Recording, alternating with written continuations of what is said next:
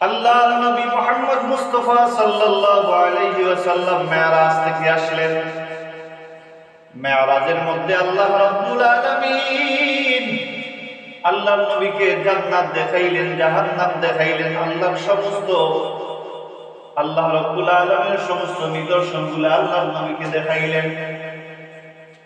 হাদিস শরীফের মধ্যে আছে, বুখারী শরীফের 1098 নম্বর হাদিস, আল্লাহর নবী হযরত বেলালকে বললেন, বেলাল, ইসলাম গ্রহণের পর এমন কোন আমল তুমি করো বেলাল, যেই আমলটা তোমার কাছে সবচেয়ে বেশি পছন্দনীয় আমল? সুবহানাল্লাহ। হযরত বেলাল ডাক দিয়ে বলেন, ইয়া রাসূলুল্লাহ,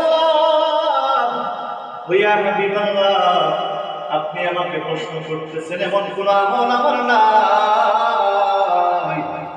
আল্লাহর নবী বলেন, বেলাল রে, কারণ আছে রে বেলাল, এমন কোন আমল করো রে বেলাল, যে আমলের কারণে আমি নবী জান্নাতের মধ্যে আমার আশেপাশে তোমার পায়ের আওয়াজ শুনেছি।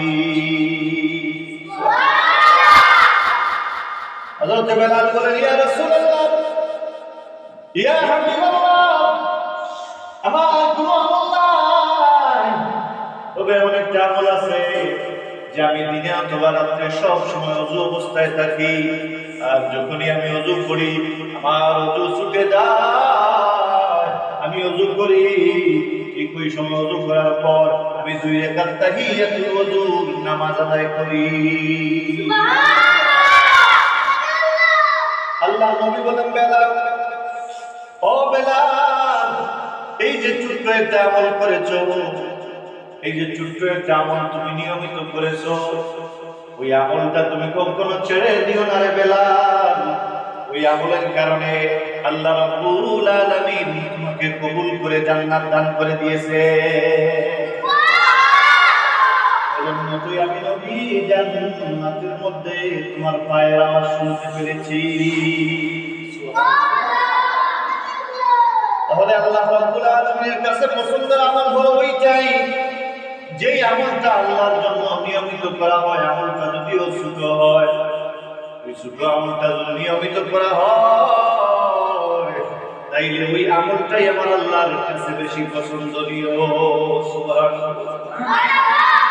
এই শরীফের মধ্যে আছে, আখলিস দীনাকা ইয়াকফিকাল আমালুল কালিল, আখলিস দীনাকা ইয়াকফিকাল আমালুল কালিল। তোমার ঈমানকে খাঁটি করো, অল্প আমলই নাজাতের জন্য যথেষ্ট। ঈমান যদি খাঁটি থাকে তাহলে অল্প অল্প আমলই আপনার আমার জন্য নাজাতে যথেষ্ট হয়ে যাবে। ঈমানকে খাঁটি করতে হবে, ঈমানকে খাঁটি করতে হবে, অল্প অল্প এমন আমলগুলা করতে হবে যেগুলা নিয়মিত করা যায়। যেমন 5 ওয়াক্ত নামাজের পর তাসবিহ আছে, ওই তাসবিহগুলো যদি আমরা নিয়মিত আদায় করি তাহলে ওইগুলার বিনিময়ে আল্লাহ রাব্বুল আলামিন আপনাকে আমাকে কবুল করে নেবে।